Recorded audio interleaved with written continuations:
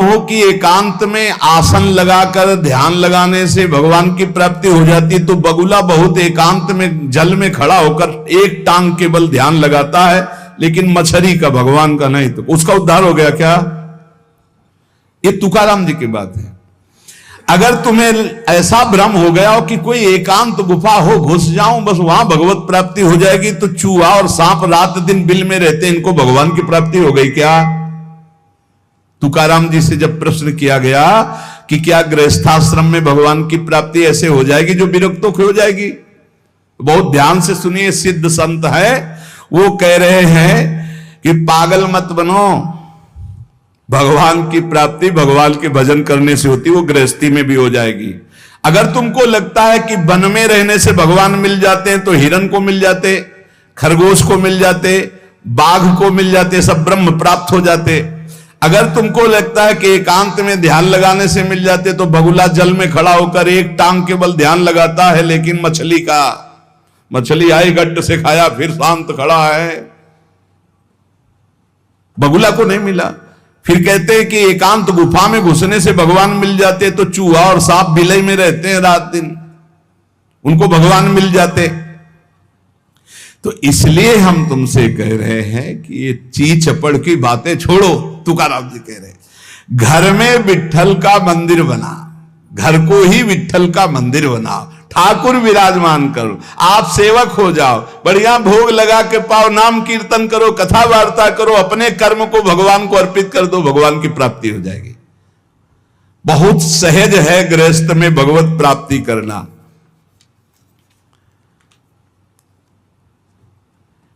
हम तुमसे पूछते हैं, जो लोग सोचते हैं अन्न नहीं खाएंगे तो भगवान की प्राप्ति हो जाएगी, तो कितने ऐसे जीव हैं हमारी प्रकृति में? तुकाराम जी कह रहे हैं ये बड़े महापुरुष हैं, किसी के कहो सांप खाता अन्न, करे क्या धान बकभी, कपट भरा भीतर भरा उदर मल से, करे चूहा भी एकांत गदहा भी बभूत रमावे, तुका जल नक्रालय काग ही नहाय कहो। तो क्या अन्न न खाने से भगवान मिल जाएंगे? अगर हां, तो बहुत से पक्षी ऐसे हैं जो केवल फलाहार रहते हैं, बहुत से ऐसे हैं जो घास चर के रहते हैं, ना वो अन्न खाते हैं ना कुछ और, कुछ है फलाहार, कुछ है तृण चरते हैं, कुछ है पानी पी के केवल रहते हैं। भैया केवल पानी से इन सबको भगवत साक्षात्कार हो जाता है क्या? केवल पानी से रह रहे तो भगवत साक्षात्कार हो जाएगा, केवल फलाहार रहे तो उनको भगवत साक्षात्कार हो जाएगा। तुकाराम जी कहते कितने हैं वायु भक्षण करते, केवल वायु पी करके जीते हैं, भीतर कपट भरा है, बाहर ये सब छोड़ रहे हो, कुछ लाभ नहीं मिलना है। चूहा बिल में एकांत में रहता है, भगवत प्राप्ति हो गई। गदहा खूब धूल में ऐसे लौटता, धूल लगाने से तो क्या उसे भगवत प्राप्ति हो गई, महापुरुष है। जल में घड़ियाल रहता है, भगवत प्राप्ति हो गई। कौआ भी जाके गंगा स्नान करता है, जल स्नान, भगवत प्राप्ति हो गई। भैया जब तक भजन नहीं तब तक भगवत प्राप्ति नहीं, बाहरी क्रियाओं से। तुकाराम जी कह रहे हैं तुम्हारे हृदय में बुराई भरी हुई है और बाहर से साधु का वेश बनाए हो, तो तुम्हें भगवत प्राप्ति हो जाएगी। अरे चाहे वायु भक्षण करो, चाहे तुम ध्यान का नाटक करो, चाहे एकांतवास करो, चाहे भस्म लेपन करो, चाहे जल में खड़े हो जाओ, चाहे जितना अनुष्ठान करो, जब तक भजन नहीं करोगे भगवान का, तुम्हारी बुद्धि निर्मल होने वाली नहीं, बाहरी क्रियाओं से कोई लाभ नहीं। तुकाराम जी कह रहे हैं भक्ति मुक्ति दिलाने वाली है समस्त भव बंधनों से। रात दिन अपने प्रभु का नाम जप कर रहे, चिंतन कर रहे। एक गृहस्थ आए थे, बहुत अच्छी स्थिति, नेत्रों में नेत्र मिला के जब बात किया तो बड़ा संतोष। जब जाने लगे तो कहा 1 मिनट रुको, इसे मुख पे बड़ाई नहीं करनी चाहिए, पर आप सावधान रहना, बहुत अच्छी स्थिति, संभाल के निकल जाओ। बस उन नेत्रों से ऐसे किया, चुपचाप गंभीर मुद्रा, प्रश्न बहुत जोर का, और स्मरण में बिल्कुल तन्मयता, एक एक चेष्टा उनकी बता रही थी, बहुत बढ़िया बाजी मार ले जाओगे, कोई तुम्हें प्रणाम नहीं करेगा, कोई दान पुण्य नहीं, कोई नमस्कार नहीं, बहुत जल्दी निकल। विरक्त भाव में रात दिन भगवान के भजन में व्यतीत करो, तभी बात बनेगी। केवल इन सब बाहरी बातों का देखो इसीलिए खंडन किया तुकाराम जी ने। जो विरक्त अपनी देह को घृणित समझकर त्याग देता है, देह के राग का, बलमूत्र का भान क्या इसमें, वो महासुख को प्राप्त होता है। इससे ज्यादा प्यार करने की जरूरत नहीं है। जो इस देह से ज्यादा प्यार करते हैं वो सीधे नरक का रास्ता तय कर लेते हैं। बहुत संभल के चलने की जरूरत है। इस देह के राग को मिटाने के लिए ही तो भगवत मार्ग में चले, चाहे गृहस्थ हो चाहे विरक्त। तुम अपना स्वभाव बनाओ आत्म कल्याण के लिए। शरीर को ज्यादा सुख दोगे, ज्यादा सुख भोगोगे तो नरक का रास्ता पुष्ट कर देगा। और शरीर का त्याग भी नहीं करना है कि मतलब, क्योंकि शरीर के बिना भजन नहीं होगा, शरीर के बिना साधना नहीं होगी।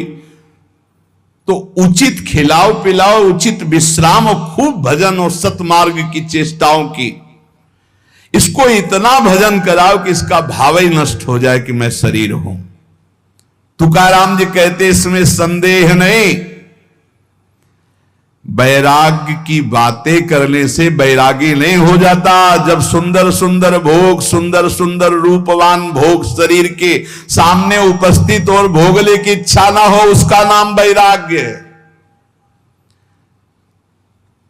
बातें करने वाले वैराग्य की तो करते रहते हो, जब सामने प्रश्न आता है तो उत्तर नहीं दे पाते, अर्थात भोग आता है तो उन्हीं में लिप्त हो जाते, उन्हें वैरागी नहीं कहते। इसीलिए हम कह रहे हैं कि अपने मुख से नाम नाम नाम, निरंतर नाम जप करो। यदि मुख नहीं नाम जप रहा तो ये जिह्वा टुकड़ा है मांस का, और मुख जो है मांस का एक कुंड मात्र है। नाम जप करो, सदगुरु प्रदत्त नाम जप करो। तुका कह रहा है सदगुरु की महिमा। सदगुरु कोई मनुष्य नहीं है। चितनासी न लगे बेल काहीं, तया न लगे मूल, वाचे सदा सर्वकाल राम कृष्ण हरि गोविंद। गुरुदेव ने जो नाम दिया है वो कोई मनुष्य नहीं, वो साक्षात राम कृष्ण हरि ही है। बंदो गुरुपद कंज कृपा सिंधु नर रूप हरि। उन्होंने चिंतन के लिए तुम्हें जो दिया है, सारा समय उस चिंतन में लगा दो। अमूल्य है तुम्हारा जीवन। हर समय राम कृष्ण हरि गोविंद नाम जिह्वा पर बना रहे। चिंतन नासी न लगे बेल सर्वकाल करावे।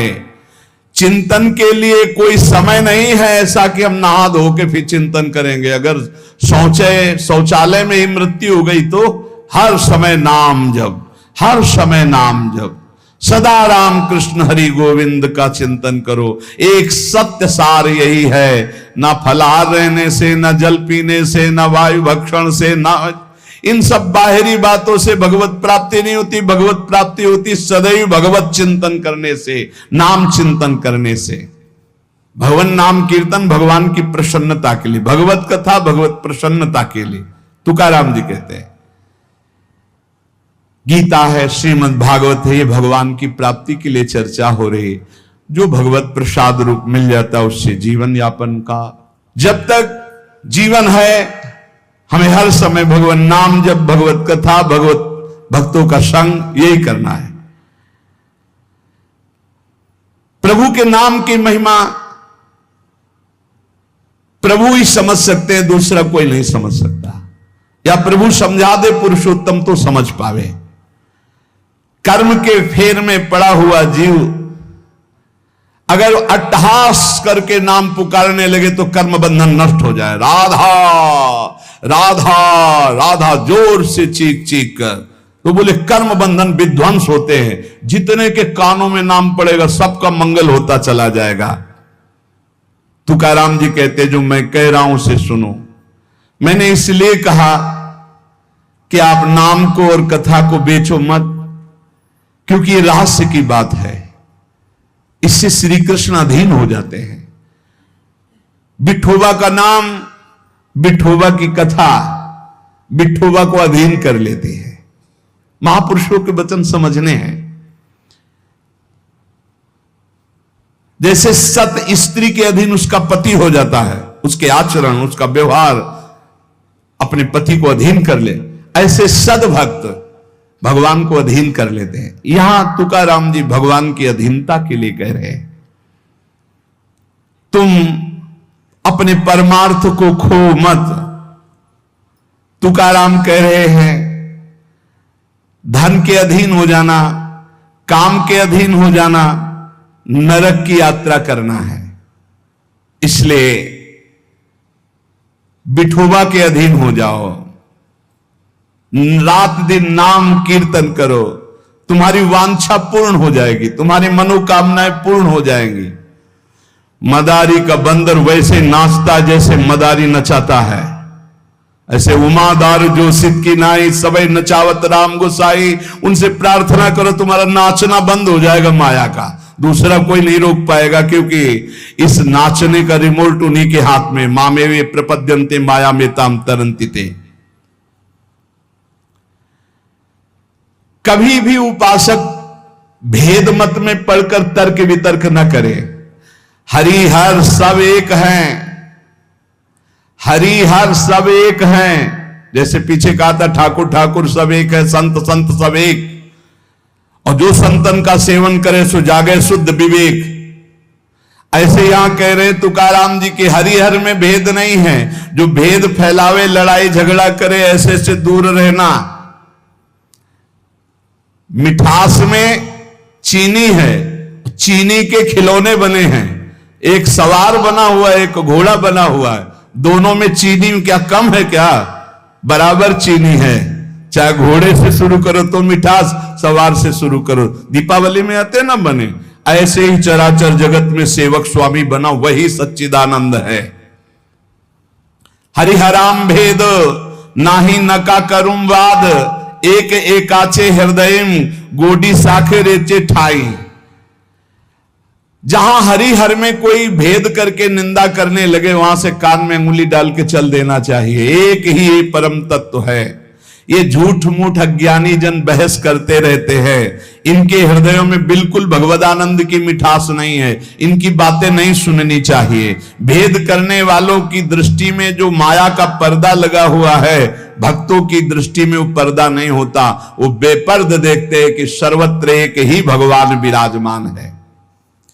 जो सर्वत्र एक ही भगवान विराजमान ऐसा मान लेते हैं, उनके आगे पीछे दाएं बाएं भगवान की रक्षा शुरू हो जाती है।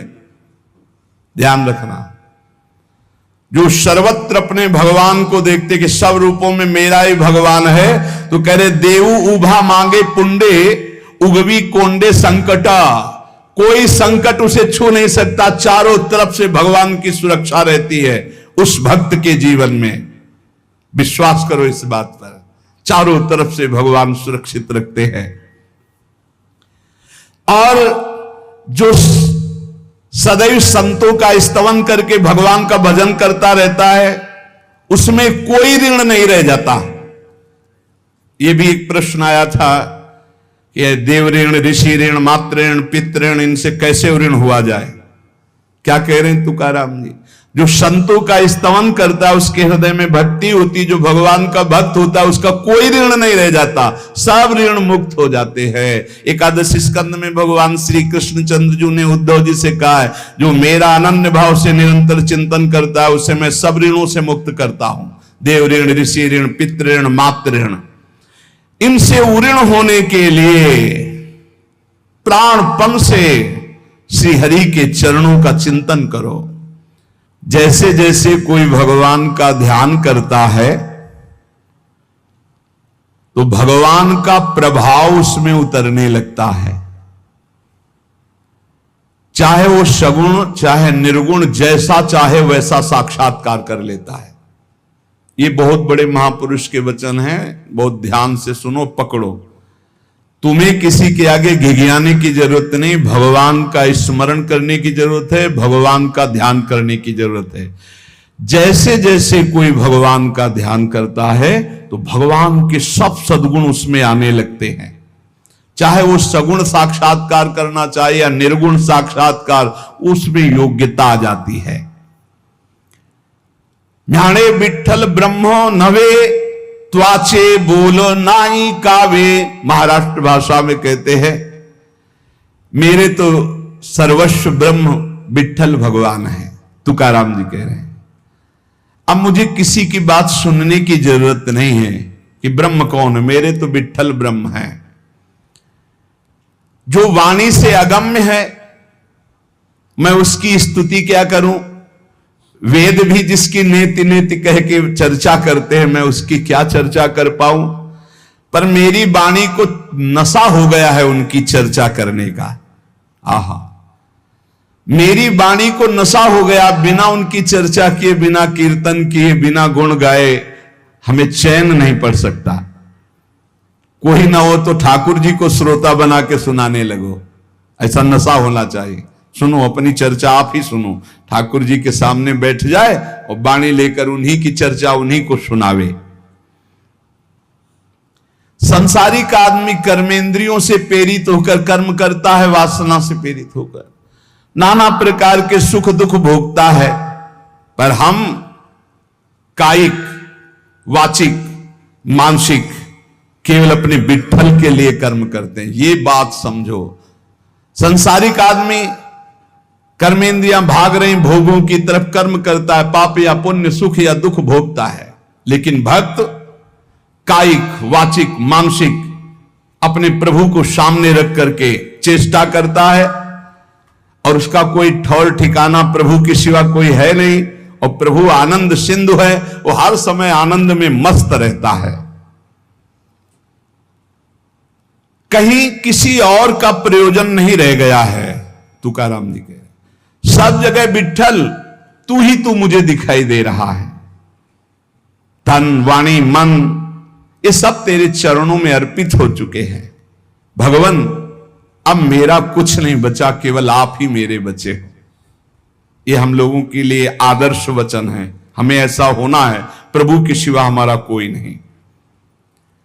अभ्यास बल में बहुत बड़ी ताकत है। अभ्यास बल हो जाए तो व्याघ्र और सर्प को भी अधीन किया जा सकता है। व्याघ्र बाघ को और सर्प को, अभ्यास बल। देखो, जो बचपन से अभ्यास करवा लिए सिंह आदि का, तो ऐसे बछड़े की तरह हाथ फेरते हैं, साथ खेलते हैं, कोई फर्क। सांप पकड़ने वाले जो सर्प मित्र होते हैं, इतना बड़ा अभ्यास कि बड़े से बड़े विषैले सांप को 5 मिनट में अपने वश में करके, व्याघ्र और सर्प को अपने वश में किया जा सकता है। अभ्यास से विष को पचा लिया जाता है। जब उड़िया बाबा ने सुना कि एक महात्मा 10 ग्राम संख्या जहर रोज खाते हैं, तो उनका इसमें तो 10 आदमी मर जाए, ऐसा हो ही नहीं सकता। तो उन्होंने कहा महात्मा है तो उनका पता बताइए, मैं जाऊंगा। उड़िया बाबा वहां गए, महात्मा से कहा आप 10 ग्राम संख्या जहर रोज खाते हैं? उनका हाँ। बोले मैं देखना चाहता हूं, क्योंकि विश्वास नहीं होता, 10 ग्राम में तो 10 लोग मर जाएंगे। शाम के 4 बजे उन्होंने डाला सिलबट्टा में 10 ग्राम तौल करके जहर, संख्या जहर, जैसे धतूरा होता है ऐसे संख्या, उसे पीसा और पीस करके पूरा धोकर खप्पर में डाला और बस पी गए। महात्मा है तो आश्चर्य की बात है। बोले तो रोज हम पीते हैं। तो बोले 10 ग्राम कैसे? तो बोले अभ्यास, पहले दिन एक बीज लिया था, ऐसे घस के चाटा, नशाया, कई दिन उसी बीज को घसकर चाटते रहे, फिर एक बीज, फिर धीरे धीरे आज 10 ग्राम पचा लिया। तुकाराम जी कह रहे हैं अभ्यास का बल करे तो व्याघ्र और सर्प को वश में कर ले। तो मन को वश में नहीं किया जा सकता, इंद्रियों को वश में नहीं किया जा सकता, अभ्यास से किया जा सकता है। अभ्यास योग युक्त ने चेतसा नान्यगामिना। अभ्यास से हम विष को पचा सकते हैं। अगर हम रोज भगवत कृपा से अपमान को पचाना सीख जाएं तो बड़े से बड़े अपमान को भी, निंदा को भी मुस्कुराते हुए सह सकते हैं। अभ्यास से वेदों का अर्थ समझ लिया जाता है। वेद पाठ का अभ्यास करो, धीरे धीरे वेद अर्थ समझा। इसलिए कुछ दुष्कर नहीं है, तुम अभ्यास में आओ। मेरा भजन में मन नहीं लगता, अभ्यास करो। अभ्यास में तुम जितना आगे बढ़ोगे उतने उच्च अवस्था को प्राप्त हो जाओगे। अभ्यास में बहुत बड़ी दम है। अभ्यास, एक एक कदम बढ़ाते चले जाओ। अभ्यास, एक एक इंद्रियों पर विजय प्राप्त करते चले जाओ। अभ्यास असाध्य को भी साध्य कर दे। इसका कारण तुका कहता है कि अभ्यास भजन का कर लो तो आप सिद्ध हो जाओगे। अभ्यास से सब कुछ हो जाता है।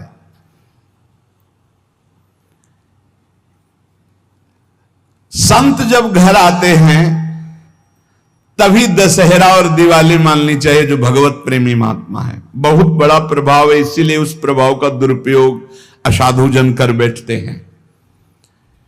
मूर्तमान परम पवित्रता और तीर्थ चलकर आज आ रहा है, ऐसा अनुभव होता है जब संत आते हैं।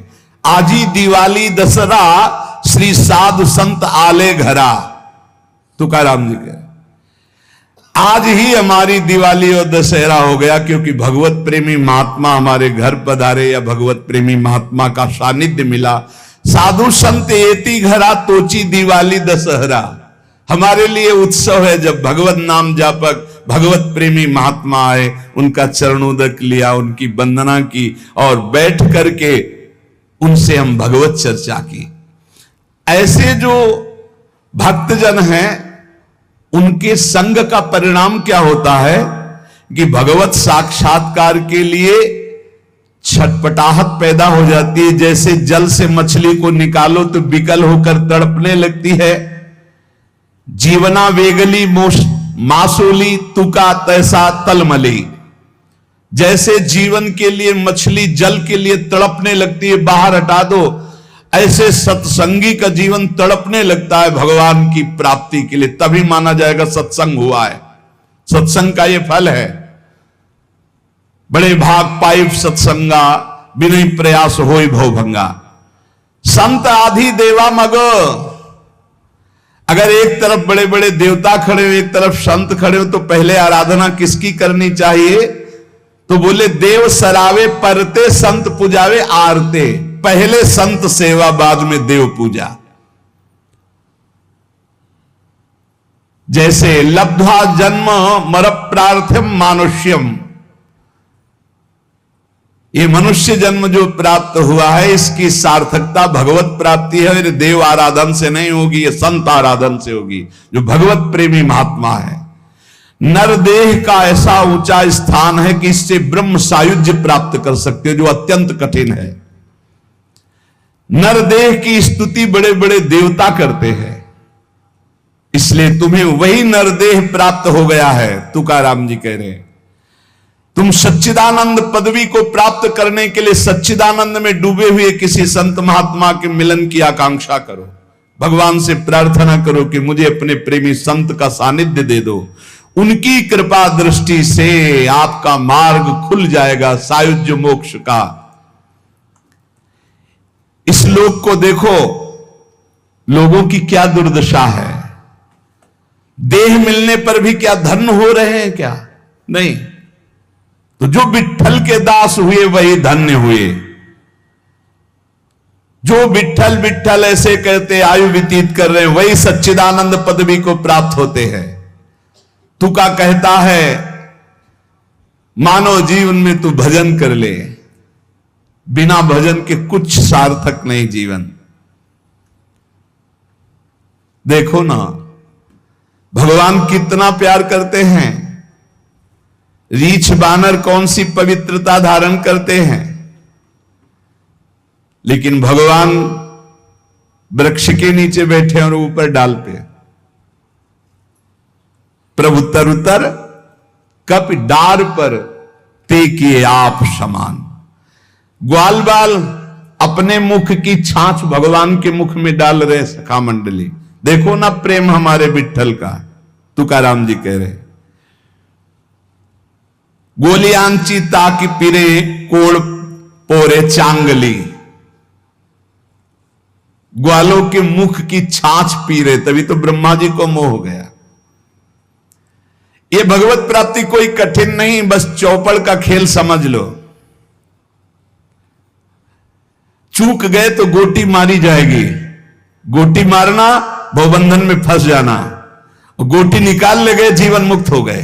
चौपड़ का खेल।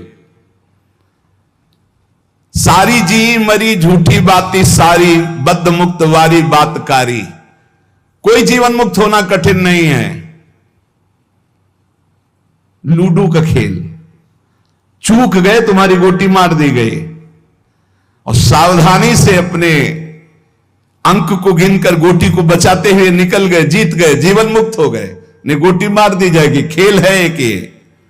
सारी वही गोटी, सारी मारी गई, सब झूठा हो गया, खेल बेकार हो गया, हार गए। और सारी मारी नहीं गई, निकल गए तुम तो मुक्त हो गए।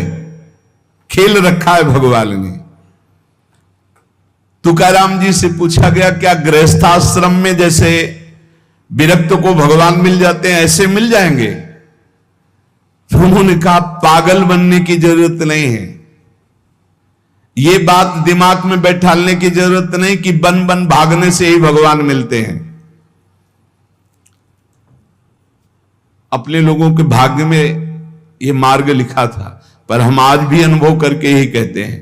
जो आज दुर्दशा देख रहे हैं, उस दुर्दशा से हम कह रहे हैं कि घर में रहकर धर्म पूर्वक आचरण करते हुए भजन करने से बहुत लाभ मिलेगा।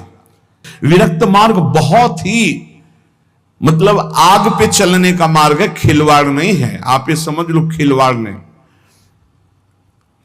सफीपुर एक गंगा किनारे स्थान है, तो वयोवृद्ध महात्मा सन्यासी रहते थे। तो उनके घर के कुछ लोग गुड़ और ये सामग्री लेके गए, तो उनका गंगा जी में डाल दो या किसी और को दे देना। नहीं, मुझे आपका एक भी अन्न का टुकड़ा नहीं, मैं विरक्त हूं, आपका सेवन नहीं कर सकता। और आप यहां से कुछ एक भी टुकड़ा लेने की सोचना मत।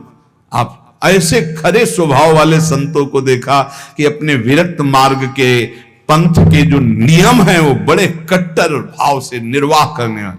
आज समझे में नहीं आता, हमसे चूक हो जाती है। तो जो हमें विरक्त मार्ग से चलकर लाभ मिलना था वो नहीं मिल पाता। श्री तुकाराम जी कह रहे हैं, वन में यदि भगवान होते तो हिरण को भगवान मिल जाते। तुकाराम जी की वाणी है। खरगोश को मिल जाते, बाघ को मिल जाते, ये सब भगवत प्राप्त हो जाते। देखो, जब आनंद मिलेगा तब मन पंगु हो जाएगा। जैसे भौरे में बहुत बड़ी ताकत है कि चाहे जितना मजबूत काठ हो, वो बड़े मौज से खेलते खेलते उसमें छेद कर देगा। जब कमल की पराग वृत्ति में वो पहुंचता है तो थोड़ा सा भी पराग को धक्का न लगे, शांत होकर बैठ जाता है। चाहे जीवन खोना पड़े, वो कमल की पंखुड़ी को नहीं काटता। ऐसे उदाहरण दे रहे, ऐसे ही तुम्हारा मन तब तक उद्दंडता करता रहेगा जब तक भगवत सुख नहीं मिलेगा। और जिस दिन इसे आनंद मिला, भगवद आनंद, ये बैठ जाएगा, इसका अस्तित्व खत्म हो जाएगा। ये बैठ जाए। निज सुख बिन मन होई कि थीरा, बिना आत्मानंद का अनुभव मिले मन स्थिर नहीं होगा, शांत नहीं होगा, विश्राम नहीं पाएगा। भौरे का दृष्टांत देकर के मन को समझा रहे कि मन भौरा है, भटक रहा है विविध भोगों में, बड़ा मजबूत है, बलशाली है, लेकिन ये तभी निर्बल बनेगा जैसे भौरा कमल में आ जाता है तो वहां अपना बल खो देता है। ऐसे ही श्री हरि चरणारविंद, हरि नाम, भगवद आश्रय, भगवत भक्ति, इसी में मन आनंद को प्राप्त होगा। तो आपको कहीं भागने की जरूरत नहीं। आपने सुना कि जंगल में भागने से क्या होगा, जल पीने से क्या होगा, फलाहार रहने से क्या। शांति से अपने घर को ठाकुर जी का मंदिर मान लो, खूब नाम कीर्तन करो, भगवत चर्चा करो, भगवान का सुमिरन करते हुए जीवन व्यतीत करो। इधर भी सुखी, परलोक में भी सुखी। किसी से आशीर्वाद मांगने की जरूरत नहीं, दौड़ने भागने की जरूरत नहीं, हाहाकार मचाने की जरूरत। ये बहुत आनंद का जीवन है मानव दे। बस सुलझ जाओ, शांत हो जाओ, जहां तुम हो वहीं सब ठीक है। जो मिल जाए, रूखा सूखा फल है, अन्न है, जल है, जो मिल जाए प्राण पोषण करो, भगवान का चिंतन करो, सद आचरण करो, बड़ा आनंद में जीवन होगा। लेकिन आनंद से जीने के लिए असद आचरण करते हो, पापाचरण करते हो, आनंद की खोज में। कहां पापाचरण में आनंद है? इसलिए सद आचरण में आ जाओ, भगवद आश्रित हो जाओ, खूब नाम जप करो। भगवान मंगल भवन है, इस गेम से निकाल देंगे। बहुत बड़ा एक गेम है, बहुत बड़ा गेम है। जीतते जीतते हार जाओ, हारते हारते जीत जाओ। तो हम तो जीत गए। नागरी दास ही जन्म जितायो, बलिहारी बलिहारी हमारी सबही बात सुधारी। कृपा करी श्री कुंज बिहारी, अरसी कुंज बिहारी हमारी सबही बात सुधारी। राख्यो अपने वृंदावन मां, बस खास बात बल गई। नहीं, आप क्या समझते हो? हाहाकार मचा हुआ, तांडव मचा हुआ है माया का। ये तो धाम है, इसके प्रभाव से आप बिल्कुल शांत आनंदमय हो।